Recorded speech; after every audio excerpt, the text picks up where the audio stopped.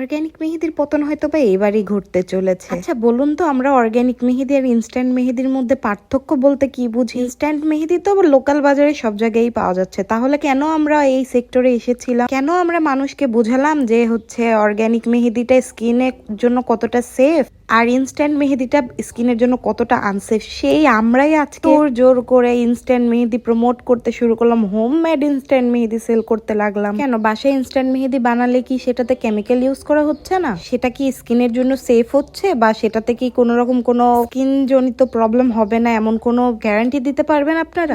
Very honest, যে সকল আপুদের দেখে আমি এই অর্গানিক সেক্টরে মানে অর্গানিক মেহেদি সেলের কাজে আসছিলাম, যাদের দেখে আমি ইন্সপায়ার হয়েছিলাম, তারাই আজকে দেখি ইনস্ট্যান্ট মেহেদিকে প্রমোট করছে, হোমমেড ইনস্ট্যান্ট মেহেদি মেক করে সেল করছে। বিষয়টা আমার কাছে খুবই দুঃখজনক লেগেছে, কারণ অর্গানিক মেহেদি যে পরিমাণে সেফ আমাদের স্কিনের জন্য, আর এটা এতটাই বেস্ট একটা মেহেদি, আমরা এই মেহেদিকে ছেড়ে এখন ইনস্ট্যান্টের পিছনে দৌড়াদৌড়ি করছি। ইনস্ট্যান্ট কখনোই ভালো ছিল না, কখনো ভালো হবেও না। কোনোদিন ইনস্ট্যান্ট প্রমোটও করি নাই, করবোও না, কারণ ইনস্ট্যান্ট নিয়ে আমার নিজের পার্সোনালি এত বাজে এক্সপিরিয়েন্স গিয়েছে। আমি যখন ইনস্ট্যান্ট মেহেদি ইউজ করতাম, আমি অনেকটাই ছোট ছিলাম, আর ওই মেহেদি ইউজ করে লিটারালি আমার হাতে ফোসকা পড়ে গিয়েছিল, যার জন্য ভয়ে আমি আর মেহেদি ইউজ করতাম না। তারপরে বড় বড় অর্গানিক মেহেদি সেলারদের দেখে আমি অনেক বেশি ইন্সপায়ার হয়ে এই সেক্টরে কাজ করতে আসি। এই অর্গানিক মেহেদি স্কিনের জন্য 100% একটা সেফ মেহেদি, যাতে করে কারোর হাতে কোনো রকম কোনো প্রবলেম না হয়।